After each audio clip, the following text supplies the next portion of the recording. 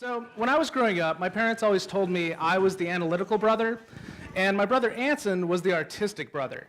Now, I don't know where they came up with this, because we did the same shit. We both did volcanoes for science experiments and had crappy fridge art. But I think they wanted us to not compete and not fight quite as much. Now, as a result, though, I really took this to heart, and whenever I would try something artistic or mechanical, and I would fail or suffer difficulty, I'd just give up, because after all, I wasn't the artistic son, so why the hell was I even bothering, right? So I developed what Carol Dweck, a Stanford professor, calls a fixed mindset. I viewed my identity as one where I had certain things I was good at, things I was bad at, and it was up to me to find what those were, but I couldn't change those over time. That was inborn. So after high school, I went to CU Boulder, and after 3 major changes in 3 semesters, I failed out with a 1.5 GPA, was kicked out of the school. So, needless to say, that wasn't great. Afterwards, my brother, who's also the wiser of the two of us, told me, Aubrey, you can do anything, or you can learn anything, but you can't do it all at once. Because I had tried studying random topics in college simultaneously. Now, I took this to mean that I had to go find my talent. So I did a bunch of crazy shit.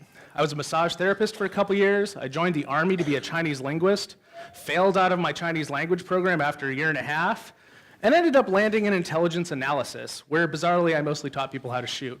So through all of this, I'd learned a lot of skills, but I never found that thing I was like awesome at right away. I wasn't a prodigy at anything. So I decided, it's time to go back to university and try some other stuff. So I went to Colorado School of Mines and tried to do chemical and biochemical engineering. And it was hard. It was really, really hard. I had to take thermodynamics 3 times to get a passing grade. But eventually I did, and I did well enough that they decided to let me stick around for some other degrees.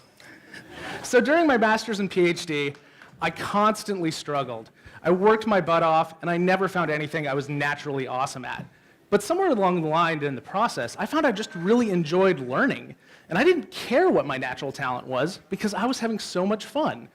I developed what Carol Dweck calls a growth mindset, where I understand if I work hard, if I struggle, if I celebrate my failures, I can learn how to do anything I want. Now, over Christmas, me and my brother were sitting down for drinks, talking about our life pathways and reminiscing. Both of us have become artists. I do sculpture, he does photography. I'm a scholar. He's also a handy mechanic and can do some serious welding. So we've managed to learn all about everything, just not all at once. And in the last 5 years, I've been studying the maker movement. And makers have their own mindset, one where they play, collaborate, and grow through failure. And they really celebrate failure and share it with their companions. When I started celebrating my own failures, instead of running away from them, I learned how to do so much, including through UIF.